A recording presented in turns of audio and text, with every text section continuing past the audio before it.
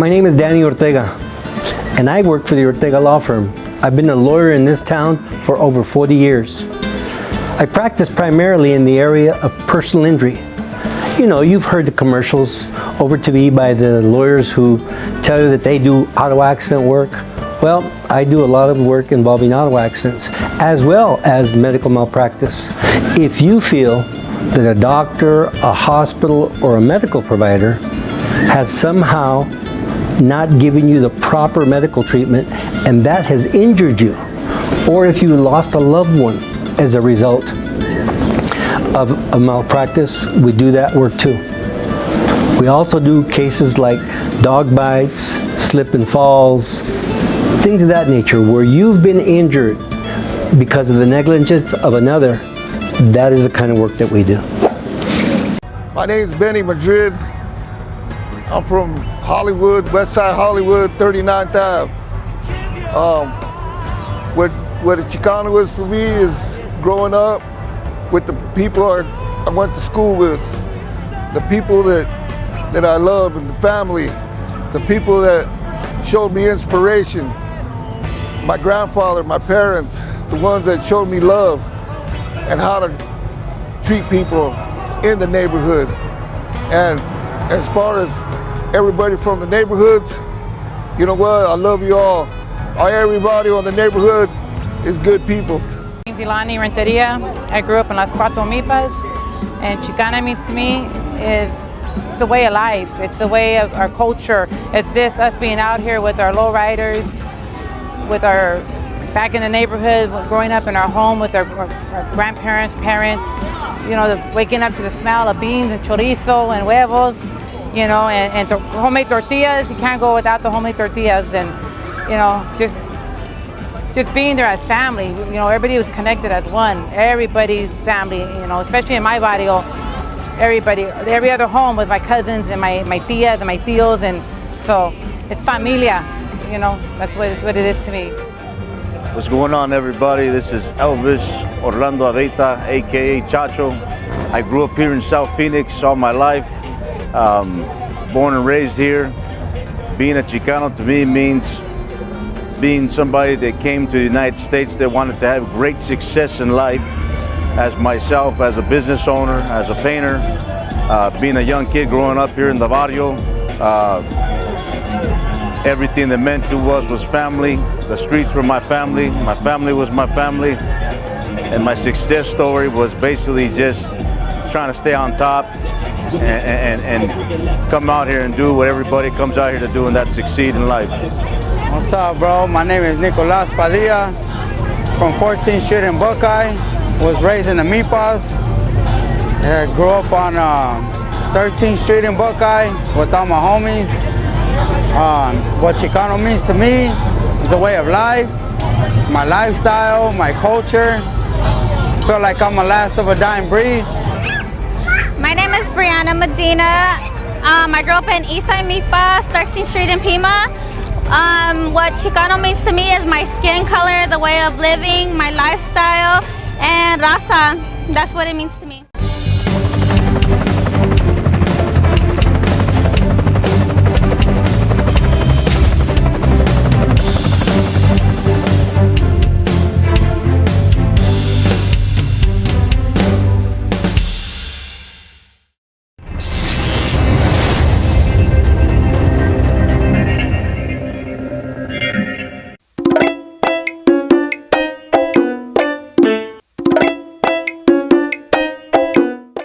Hello and welcome. I'm Jesus Hernandez. This is Arizona Barrio Stories, where we celebrate history, preserve our culture, and enjoy the traditions of the barrios. Today, my guest is Othon. How you doing, Art? Very good, Jesus. Thank you. Art, let's begin by telling me a little bit about the barrio you grew up in, because it's not, I was raised in El Campito by CPLC. What barrio that you grew in? Well, I grew in a little barrio that was called Homedale, way out west back then. 43rd Avenue between, it was between 41st and 43rd Avenue, Buckeye and Grant. And it was Homedale, it was Smith Park, but it was raza, you know, and it wasn't the downtown barrios, you know, the Capito and Chula Vista and all the others. But it was still our own little barrio. What was so special about it? Well, it was special only because it was rural. It was a lot of farming. It was out in the middle of nowhere. But all my primos and all my relatives, Tami Espinosa, Carlos Valdivia, all of them lived down in the barrios and downtown barrios. My nanas, and we all used to go every weekend to my nanas. So you make the journey from the way in the west side to downtown? To downtown, and grew up with all the different barrios because I had a lot of cousins. You know, from South Phoenix to the Campito and Marcos de Niza and all the other barrios. So, but our little place was way out in the middle of nowhere. Riverside Elementary School. You know, my dad was a bus driver at the elementary, custodian, and it was, you know, it was our little chantito, and everybody else was chantito, and everybody was poor, but we didn't know it because everybody was the same way. Right. So but we moved uptown. Oh, really? To South Phoenix. Uptown to South Phoenix. Where in South Phoenix? Rozier, 19th Avenue and Rozier. Okay, that's another barrio. Another barrio, but it was an upgrade from where we came from. Upgrade, right? We thought we had made it. Yeah. You know, people think that barrios represent just poverty to the max. Well, it may be poor, but there was other elements that made everybody rich. Oh, yeah. And what was that? Well, in probably in every barrio. I know that in my primos barrios, my nanas, my tias, and all that, there was pride. There was pride in our community, and everybody knew everybody. I mean, it wasn't like it was a bunch of strangers. Everybody in Homedale knew everybody. If somebody was doing a project, building a room, everybody in the community came over and con el martillo y los clavos would help. So that's what made it special. It was the love of community and the love of just being with other people. So what's missing today? Well, today, you know, I don't even know my neighbor's background today. You know, I don't either. And back in those days, everybody knew everybody. As kids, we would go to relatives, we'd go to neighbors, we'd eat there, we'd sleep there, you know, and everybody was comfortable with it, and we trusted everybody. Today, people are afraid to let their kids go across the street. You know, that's the difference. What was the message of your parents in terms of education and progressing forward? What was the message? Well, my dad was a custodian and a bus driver at Riverside Elementary School. And obviously he was pushing education because he had probably a 5th, 6th grade education. My mother probably the same, but they kept pushing education. Unfortunately for me, I dropped out my junior year in high school. Hey, I did too. I went through vocational school at Phoenix Union, aircraft power plant, airframe and power plants. Oh, wow. And the teacher got me a job at Sky Harbor with Sky Harbor Air Service. And so at that point in time, I said, why do I need more education when I can work my way? And I wanted to get into the Air Force at that time. So I quit school, went to work at the airport, and eventually went into the military. But for me, that was kind of the move. Everybody around my neighborhood where I grew up in Homedale went to Carl Hayden. Everybody where I moved at 13 years old to South Phoenix went to South. And I took a bus every morning to Phoenix Union because of the vocational schools, because I wanted to get into that training. So you went into the service? Went into the service. And part of that going into the service, was that part of a family tradition? Well, my dad was airborne ranger in the Army, and he was also, when he came back, he was part of the group that established Post 41, the American Legion. And because the Mexicanos, the Chicanos that came back from World War II weren't accepted in other posts. And so they created their own post, Post 41. They weren't accepted, so they created their own legion, and they got their own, you know, military and ex-veterans and stuff to create that. My dad rose through those ranks of military, but at the Legion, he was the commander of Post 41, and eventually went to be a statewide commander for the American Legion. And I like to brag about his accomplishments because he was one of there was 4 or 5 that created the National Cemetery, National Veterans Cemetery. Here in Arizona? Here in Arizona. Arizona. We didn't have one for veterans, but it was for all veterans. And he did that as a statewide commander in Arizona for all of the Legion. I have three brothers actually. One was Air Force, my oldest. My second to the oldest, Lencho, was National Guard, and my brother that's older than me, but the youngest of the three older, was a Marine. And my story was a little different. I had injured myself and had a small hernia.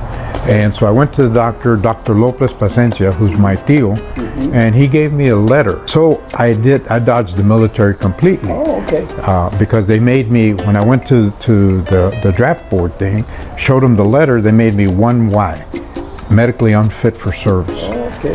And then the guilt set in, and I thought, my dad, my brothers, Marines and everybody, what are you going to tell your kids what you were all about? Right. Okay, you were a chicken and all.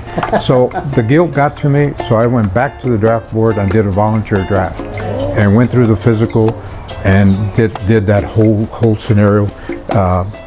I was very fortunate though in the military for myself, is because and this is kind of an off story, but it was real, and it was because I was in the Barrio. This was in South Phoenix.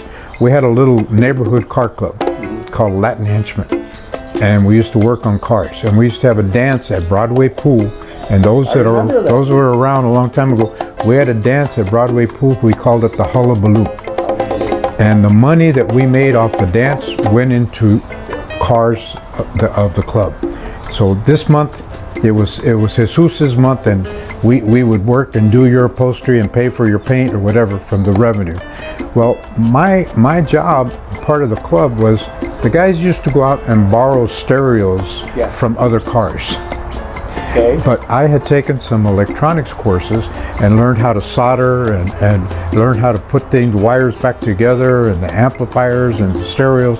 So that was my job as part of the club.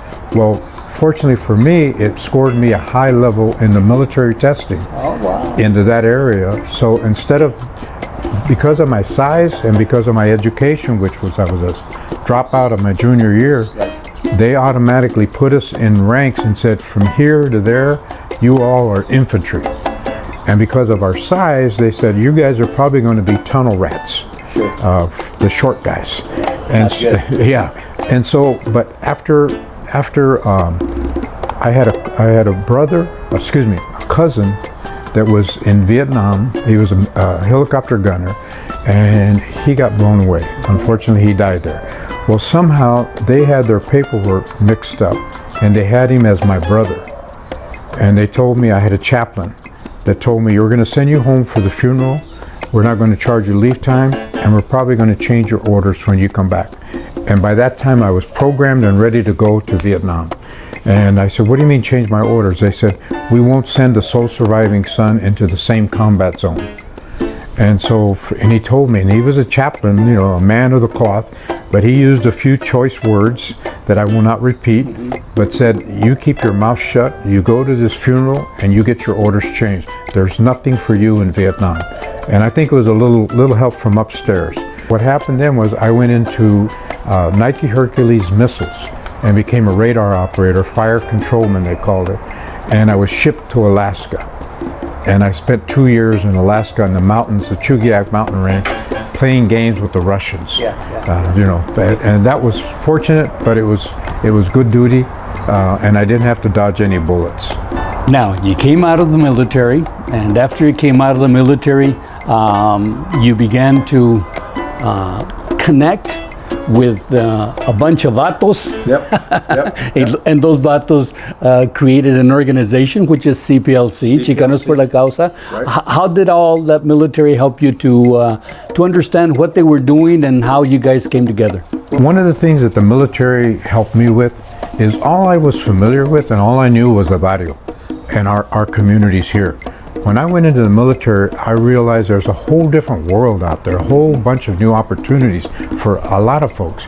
Well, when I came back, I left when I was working for the city of Phoenix in the print shop. When I went into the military, they hold your position. Well, they didn't have a slot in the print shop, so they sent me over to the engineering department on 9th Street, and I became working inside doing compaction tests for asphalt density and so forth. Chicanos por la Causa had already been established. They had boycotted the Phoenix Union High School during that period of time when I was in the military. When I came back, I went to work there and then went in construction and then ended up working in DES and saw the opportunities of bringing our community, Raza, into those positions at state. And in the meantime, Chicanos por la Causa was having demonstrations, boycotts, and things like that.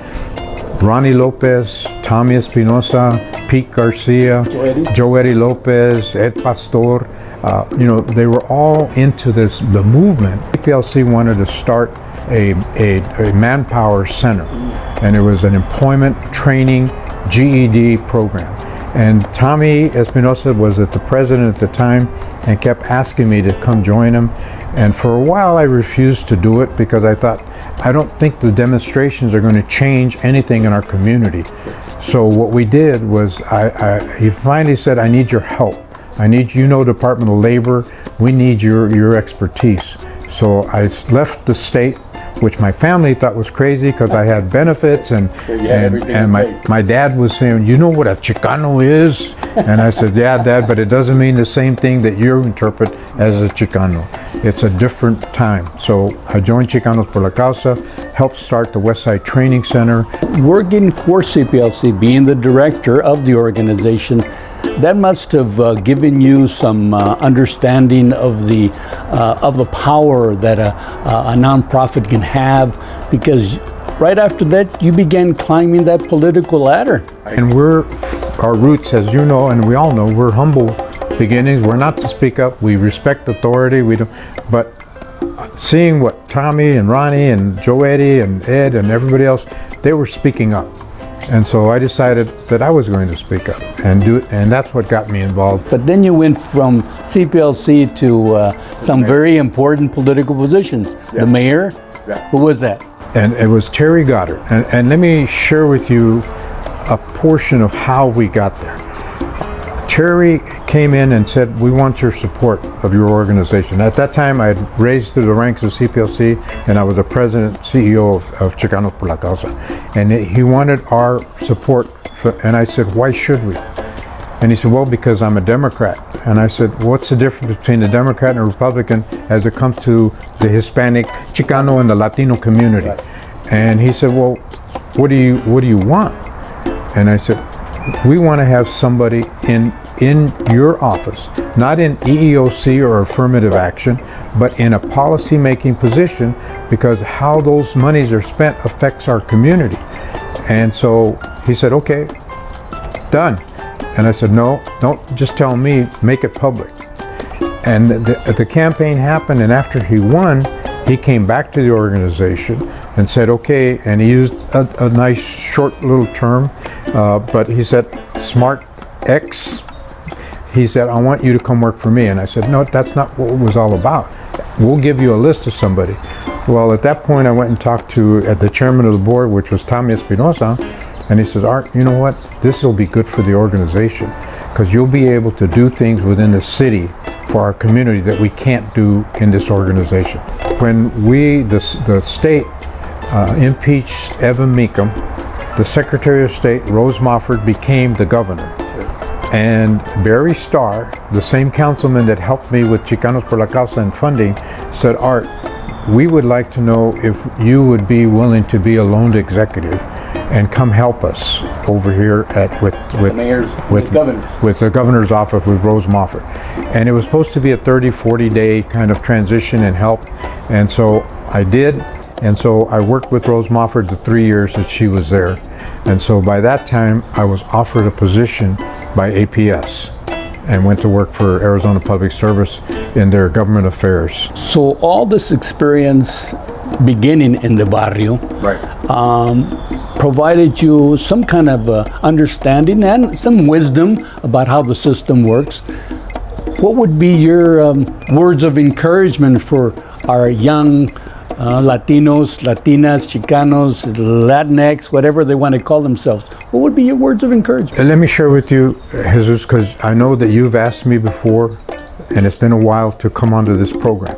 And I was reluctant to come in and speak about me because I don't want to sit there and act like I'm bragging.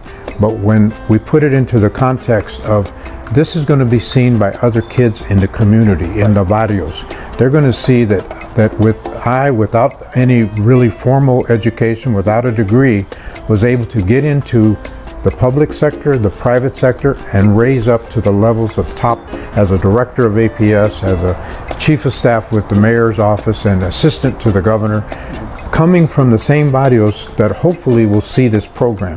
That I say to them, if you want to change, if you want to do it, and if you work for it, you can get it. Now, today I am a promoter and wanting everybody to get their education, to get their degree, because today is a lot different than it was back then. I was very fortunate to be in the right place at the right time to be able to excel and go up to the top. The words of encouragement are work hard in the barrio, support the community, and as we rise, reach back and bring somebody up. Do not just make it part of just yourself. And that's one of the things that I loved about Chicanos por la Causa is we would call ourselves ambassadors. We would be there at a short period of time and then go out into the private sector and be an ambassador for the community through Chicanos por la Causa, Valle del Sol, Friendly House. Well, Art, thank you so much for having this conversation with me. You're a notable Hispanic, Latino Chicano who has done real well, and we appreciate your contributions to this program and your contributions to the barrio, how the barrio planted that seed of success and determination. Arizona Barrios, as you know, is about our history, celebrating our history, our culture, and traditions. I'm Jesus Hernandez, and this has been Arizona Barrios Stories.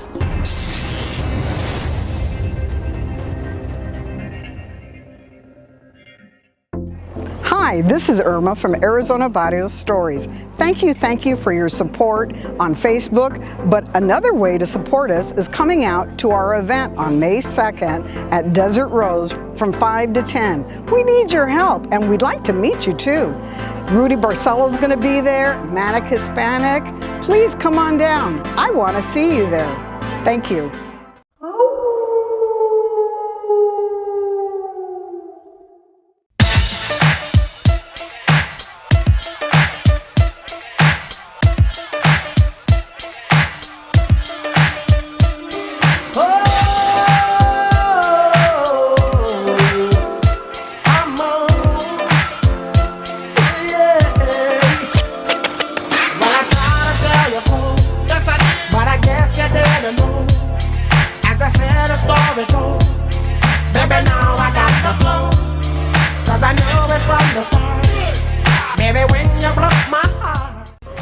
Hi, this is Christina with Arizona Barrio Stories. Thank you for tuning in today as we talk with the Wolfies, and they will be telling us what they do. Can you please introduce yourselves and tell us what barrio you're from? My name's Betty Lopez and I'm from Maryville. I'm from the west side. And are you both members of Arizona Barrio Stories? Yes, I am. Yeah. And have you seen a post, a story that may have brought some inspiration to you, got you digging in your closet, looking for those old pictures? Yes, I did. As a matter of fact, I saw one of myself and another couple Wolfies, and it was a Las Unicas picture. That's an old car club from like the early 70s and 80s. And it was a few girls from high school, from local high schools that got together and had a car club. Thank you. Now let's get into your story about the Wolfies. Can you tell us when it began? Actually started in 2014. It was 4 friends from Carl Hayden that came together to actually hang out. We went to have a drink, went to see the movie Hangover. We started watching what was called the Wolf Pack on there and watching them howl. We had a great time. A couple weeks later, a good friend of ours fell ill to the flu, and we came together as a group and put on a benefit to help her out. So you the name Wolfies came from The movie Hangover. And so what does Wolfies stand for? Women of Love and Faith. And what was it your friend's illness that inspired you to create the Wolfies? Actually, no. It was later on. The group started to get bigger.